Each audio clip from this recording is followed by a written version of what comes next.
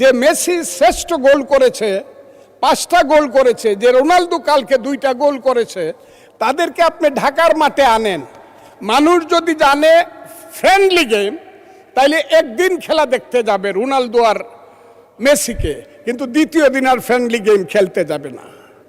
পার্লামেন্টে যে গেমটা হচ্ছে, এই গেমটা কিন্তু কিছুদিন পরে কিন্তু মাঠ খালি পড়ে থাকবে, কথাটা আমি বললাম। কারে দেখাবো মনের দুঃখ গরিদয় সিরিয়া। মাননীয় স্পিকার, এখন 10 মিনিট দিলে অসুবিধা নাই, আর সারা রাত দিলে অসুবিধা নাই। একজন মানুষকে বয়স 78 বছর, 40 বছর আগে আমি এই সিটে ছিলাম। 40, এখানে একজনও নাই। আমি নয়, এখানে নাই, এখন নাই, আছে 2-1 আছে। আমি 40 বছর আগে এখানে ছিলাম। আমি 11টা থেকে এখন রাত্র 9টা পর্যন্ত বসে আছি। আমাকে বলা হয়েছে 20 মিনিট সময় দেওয়া হবে, এখন আপনি বলছেন 10 মিনিট। এনে চিফ হুইপ সাহেব দেখেন, আমার এখানে আনলিমিটেড লেখা আছে।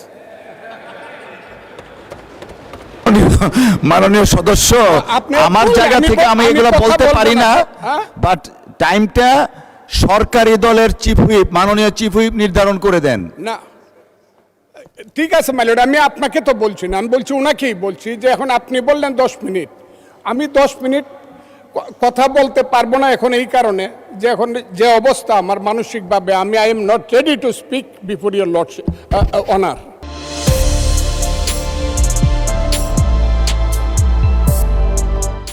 তারপর আমি বলি, কেন পান্থ ক্ষান্ত হও হেরি দীর্ঘ পথ, উদ্যম বিহনে কারো পুরে মনোরথ, কাটাহেরি ক্ষান্ত কেন কমল তুলিতে, দুঃখ বিনা শুক্লাভ হয় কি মোহিতে। ছোটবেলার কবিতা। জলে না নামিলে কেহ শিখে না সাঁতার, হাঁটিতে পারে না কেহ না কে আসার। এইখানে এবারের যে বাজেট, আমি প্রথমে 1972 সনের বাজেট দেখেছিলাম।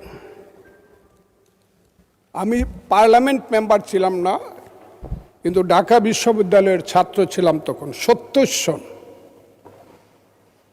প্রথমে দেখেছিলাম, মিছিল করেছিলাম বিরুদ্ধে। আইনমন্ত্রী ছিলেন MN হুদা, আইনমন্ত্রী না, অর্থমন্ত্রী। 350 কোটি টাকার বাজেট ছিল। আমি 72 সনের বাজেট অনুষ্ঠানে উপস্থিত ছিলাম। অর্থমন্ত্রী তাজউদ্দিন আহমদ বাজেট পেশ করছিলেন, 450 কোটি টাকা। আজকে 54 বছর পরে সেই বাজেট এসে দাঁড়িয়েছে 9,38,000 কোটি টাকা। বাংলাদেশে কিছুই হয় নাই, এইটা যারা মনে করে এটা ঠিক না। এখন বাংলাদেশ যেদিকে চলছে, এত বড় একটা বাজেট অত্যন্ত সুন্দর এবং নিখুঁতভাবে দেওয়ার জন্য আমি বাংলাদেশের নেতা, আমাদের নেতা, বাংলাদেশ সরকারের প্রধানমন্ত্রী জনাব তারেক রহমান, অর্থমন্ত্রী জনাব আমির খসরু মাহমুদ চৌধুরীকে অন্তরের অন্তঃস্থল থেকে ধন্যবাদ জানাচ্ছি। এখানে বাজেটের মূল 3টে ব্যাপার খুব সামনে এসেছে। একটা শিক্ষা, সবচেয়ে বেশি বাজেট হয়েছে। তারপরে হলো নিরাপত্তা, সামাজিক নিরাপত্তা। শিক্ষাতে 1,37,000 কোটি, সামাজিক নিরাপত্তা 1,44,000 কোটি। তারপরে স্বাস্থ্য হলো 69,000 কোটি।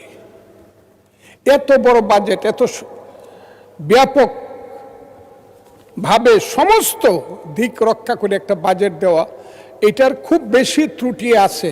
ত্রুটি থাকলেও আমি বলবো, কিছুক্ষণ পরেই বলছি, এটা আমি মনে করি না খুব বেশি ত্রুটি আছে।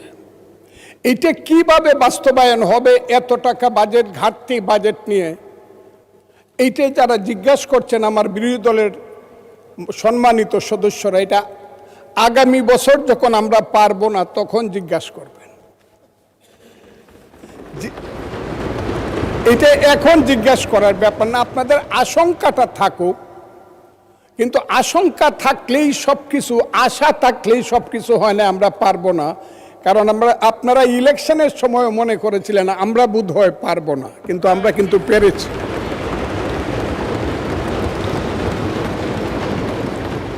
আমি একটা কথা বলবো, এইখানে যে ঘাটতিটা আমার কাছে দেখা যাচ্ছে, বৈষম্যটাকে দেখা যাচ্ছে, ভাত এবং তরকারির যেমন সম্পর্ক, শিক্ষা এবং সংস্কৃতির ঠিক তেমন সম্পর্ক।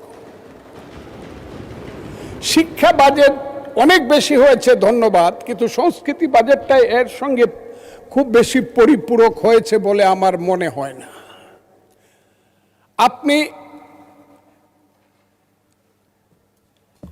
আমি খুব ক্লিয়ারলি আপনাকে বলতে চাই যে একটাকে অনাহারে রেখে আরেকটা খুব সুস্থভাবে চলতে পারে না। কারণ আমাদের দেশের শিক্ষার সঙ্গে যদি সংস্কৃতির সঠিক মিলন না হয়, তাইলে এখানে সভ্যতা গড়ে উঠবে না। আমার এক বন্ধু জামাতে ইসলামের, উনি চলে গেছেন, উনি নিজেকে মুক্তিযোদ্ধা দাবি করেন, সাতক্ষীরার এমপি।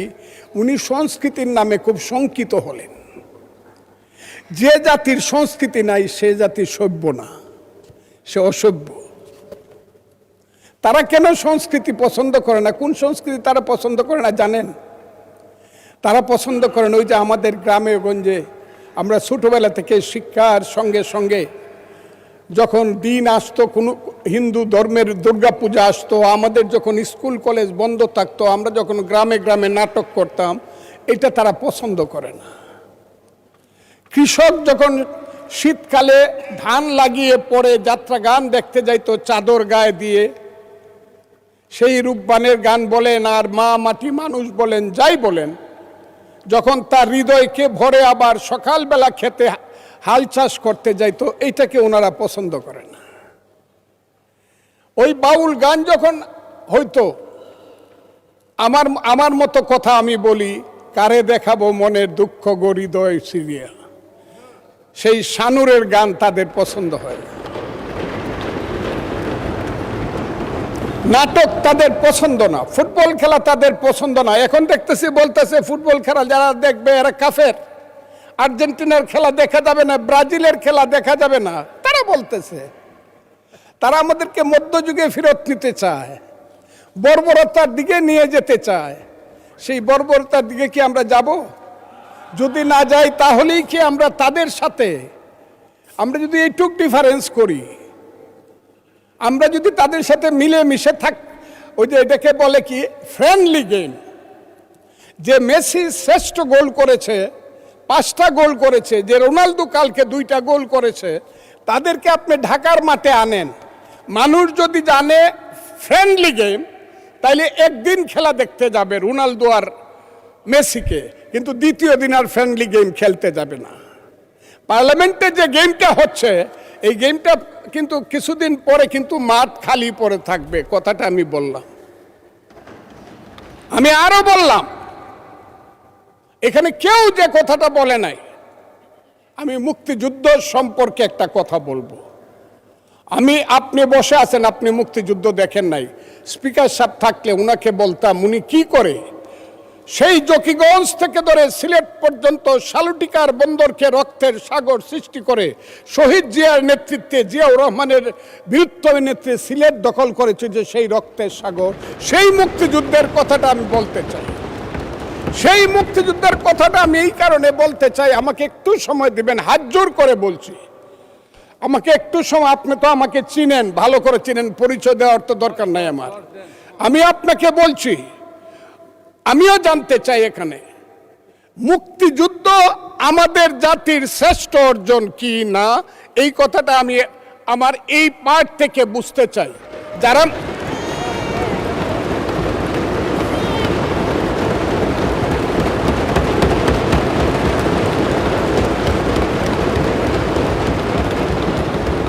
তাহলে 146 এবং 47 ধারায় বা পেরা যে 2টা, জি মাননীয় সদস্য, জি জি জি মাননীয় সদস্য, আমাদের মাননীয় চিফ হুইপ সময় 5 মিনিট বাড়িয়েছেন আপনার জন্য, আর আমি আমার জায়গা থেকে আরো 5 মিনিট, টোটাল 10 মিনিট হলো।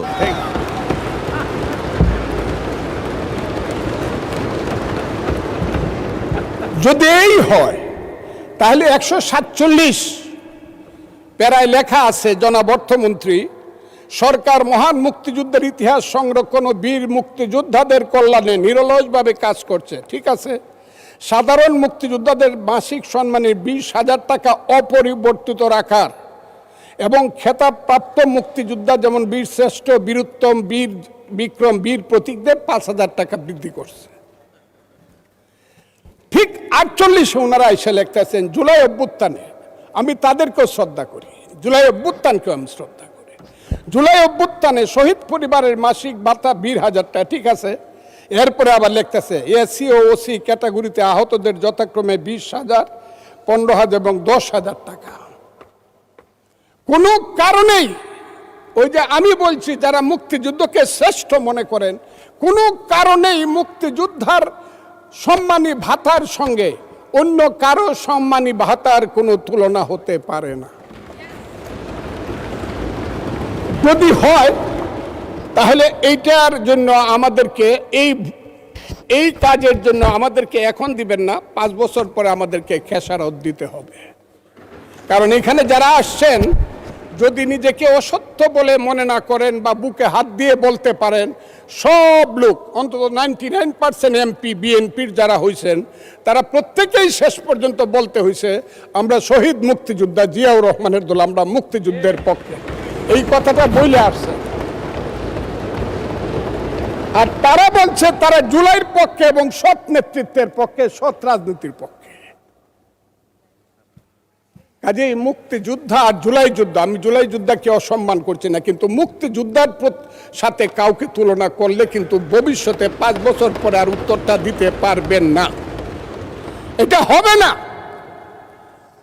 কাজেই আমি আজকে বলছি 1 টাকা হইলেও মুক্তিযোদ্ধার সম্মানী ভাতা বাড়াতে হবে, বেশি করতে হবে, না হলে উত্তর কোনোদিন দিতে পারবেন না। কিন্তু এই ব্যাপারে আমি আর কথা বলবো না, এটি আমার কথা। আমার এখানে ত্রুটি মনে হয়েছে আমাদের বাজেটের মধ্যে। এখন আসব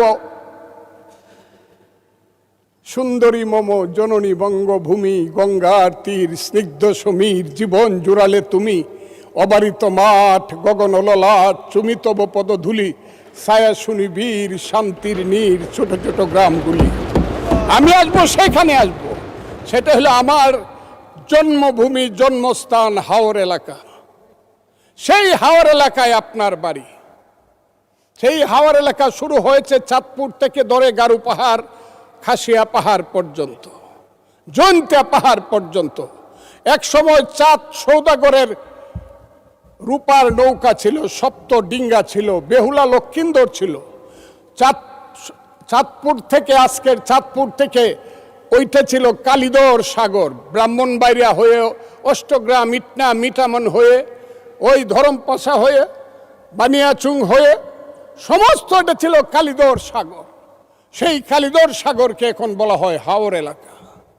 আমি বইটা সব পড়ছি, 66 পৃষ্ঠায় হাওরের ব্যাপারে শুধু একটা কথা ছাড়া আর কোনো কথা না, আমি সব বই পড়ছি।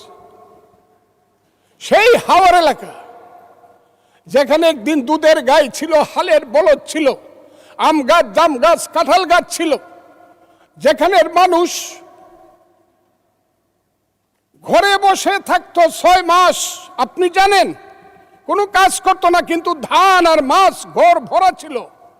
আজকে সেই ভাটি এলাকার মানুষ এইবার বারবার আগাম বন্যার কারণে, প্রাকৃতিক ক্যালামিটির কারণে আজকে এরা হয়ে গেছে শুধু নিঃস্ব না, সারা বাংলাদেশে রংপুর এক সময় কামলা সাপ্লাই করত, শ্রমিক। এখন হাওর অঞ্চলের মানুষ সারা বাংলাদেশে শ্রমিক সাপ্লাই করে। অথচ এইটা ছিল শ্রেষ্ঠ এলাকা। ওই এলাকাটাকে দেখেই রবি ঠাকুর যখন সিলেট থেকে সুনামগঞ্জ গেল, হাসন রাজার এখানে গেলে যখন হাসন রাজার বাড়িকে দেখার জন্য, তখনই ওই এলাকাকে দেখে বলেছিল সুন্দরী মম জননী বঙ্গভূমি।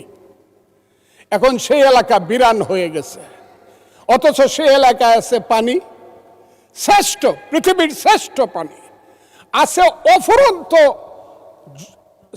স্থান, জায়গা আছে অফুরন্ত, আর আছে মাছ, আছে খনিজ দ্রব্য। আরো অনেক কিছু আছে, সেইগুলোকে মিলিতভাবে পাহাড়ের এলাকার যেমন একটা আলাদা বৈশিষ্ট্য, চট্টগ্রাম পার্বত্য চট্টগ্রামের রাঙ্গামাটি, খাগড়াছড়ি এবং বান্দরবন, ঠিক ভাটি এলাকার যে জেলাগুলো প্রায় 30টা উপজেলা, তার আলাদা বৈশিষ্ট্য। ওই দুয়ারা বাজার থেকে শুরু করে তাহিরপুর, বিশম্বরপুর হয়ে দিরাই, ইনশাল্লাহ, ইটনা, মিঠামইন, অষ্টগ্রাম, খালিয়াজুড়ি, মদন, নিকলি থেকে ধরে নাসিরনগর, নাসিরনগর থেকে আশুগঞ্জ, আজমিরিগঞ্জ, বানিয়াচং, লাখাই, এই এলাকাটা হইল সম্পূর্ণভাবে পানির এলাকা, হাওর এলাকা। এই এলাকাটা একটা ভিন্ন ধর্মী এলাকা।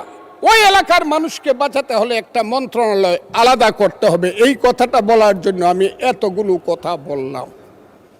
আমি দাবি করছি, আমার নেতা যদি থাকতেন, আমি চাইতাম যে আমার হাওর অঞ্চলে আপনি দেখেন এখানে একটা মন্ত্রণালয় করা যায় কিনা। নেতার দায়িত্বে আছেন জনাব ফখরুল ইসলাম আলমগীর, আমি এটা জানি। তাকেই আমি বললাম যে হাওর অঞ্চলকে একটা মন্ত্রণালয় করা যায় কিনা। আমি আরেকটা কথা বলবো, হাওর অঞ্চলে অনেকগুলো কাজ শুরু হয়েছিল, বিশেষ করে 5200 কোটি টাকা খরচ করে একটা ফ্লাইওভার করার কথা ছিল মরিচখালী থেকে মিঠামইন। এইটা বন্ধ করে দিয়েছে ইউনূস সাহেব। এইটা চালু করা যায় কিনা, অথবা আরো কম টাকায় হাওর একটা রাস্তা নেওয়া যায় কিনা, যাতে 12 মাস হাওরের মানুষ আমরা বাইরে আসতে পারি, ঢাকা থেকে যেতে পারে, তাহলে ওইটা হবে সবচেয়ে সুন্দর একটা এলাকা। এর চেয়ে বড় পর্যটন কেন্দ্র যে সালাউদ্দিন ভাই চায় রয়েছে, আমার সালাউদ্দিন মাননীয় সংসদ সদস্য এবং স্বরাষ্ট্রমন্ত্রী, তার কক্সবাজার যেমন পানিতে সুন্দর, আমার হাওর অঞ্চল হলো পানিতে সুন্দর। কাজেই আমি সেইখানে একটা মন্ত্রণালয় চাই, হাওর অঞ্চল মন্ত্রণালয়। এখন আসি বাংলাদেশের কথায়, বর্তমান কথায়। প্রত্যেক দিন স্লোগান হচ্ছে এইটা চাই না, ওইটা চাই না, মারামারি, শাহবাগ, পলাশবাড়ি। সেই পলাশবাড়িতে দেখা যাচ্ছে 81 ফুট রাম মন্দির হচ্ছে, আর প্রত্যেক দিন মিছিল হচ্ছে। রাম মন্দির চাই না, মালাউন্ডা দেশ ছেড়ে চলে যাও, হিন্দুরা চলে যাও, মিছিল করতেছে। তাদের পোশাকটা দেখলেই বুঝি আমি তারা কারা। সেই পোশাকি লোকজনের সংখ্যা এখন বেড়ে গেছে, এমন বাড়ছে যে তারা পৃথিবীর কোনো সভ্যতা, সংস্কৃতি, কোনো কিছু শুনতে চায় না, কোনো কথা শুনতে চায় না। ধর্মকে নিয়ে শুধু ব্যবসা করতে চায়, তারা হলো ধর্ম ব্যবসায়ী। সেই সব লোকজন আজকে ওখানে যাচ্ছে, মারামারি করছে। আমি সরকারকে বলবো, স্বরাষ্ট্রমন্ত্রী আছেন, যদি মনে করেন মন্দির ওখানে করা ঠিক না বা রাম মূর্তি করা ঠিক না, বন্ধ করে দেন একদম কঠিনভাবে, যে না, এই দেশে কোনো মন্দির টন্দির বা মূর্তি করা যাবে না। কিন্তু আমি মনে করি ওই 100 না 300 ফুট মূর্তি বানাক, আমি মুসলমান, আমার কি আইলো গেল, আমি তো ওটার দিকে তাকাই না। আমি প্রয়োজনে 25 তলা মসজিদ করব, অসুবিধা কি? ওর মন্দিরে নামাজ করবে, পূজা করবে, আমি আমার মসজিদে নামাজ পড়বো, অসুবিধা কি? একসাথে কি আমরা থাকবো না? ওরা কি 9% মানুষ, 1.5 কোটি মানুষ, ওরা কি থাকবে না এই দেশের? এদের দেশ। 14 পুরুষ আগে তো এদেরই দেশ ছিল। এটা 1204 খ্রিস্টাব্দের আগে এইখানে হিন্দু এবং বৌদ্ধদের দেশ ছিল। আমরা তো এইখানে কিভাবে আসছি? আমরা আসছি হযরত খাজা মাইনুদ্দিন চিশতি রহমাতুল্লাহ আলাইহি, খাজা নিজামুদ্দিন বখতিয়ার খাকি, হযরত শাহজালাল, শাহপরান, গেসুদারাজ, ওই চট্টগ্রামের বাইজিদ বুস্তামি, ওই বাগেরহাটের খান জাহান আলী থেকে ধরে ওলিয়া উলিয়া, গাউস কুতুব, দরবেশেরাই তো এই দেশে বলছে আইসে, শোনো হে মানুষ ভাই, সবার উপরে মানুষ সত্য, তার উপরে নাই, তার নাম হইল সুফিবাদ। সেই সুফিবাদকে তো তারা মানে না, তারা তো মাজার ভাঙ্গে ফেলতে চায়, তারা তো আগুন দিয়া পুড়ে দিতে চায়। মৌলানা মৌলভী সাহেবদেরকে আমি শ্রদ্ধা করি, কিন্তু পীর সাহেবদের দোষটা কি? যে কুষ্টিয়াতে কুপায় মারলেন কেন? ফরিদপুরে আগুন জ্বালায় মারলেন কেন? শাহজালালের মাজার ভাঙ্গার জন্য আমার এক ভাই 4 কোটি টাকা ঘোষণা করে কেন? এখানে মাজার থাকবে, আপনি যদি মাজারে ইচ্ছা হয় যাবেন, যাবেন না। আপনি আহলে হাদিস করবেন, করেন। আরেকজন মাননীয় সদস্য, অসংখ্য ধন্যবাদ।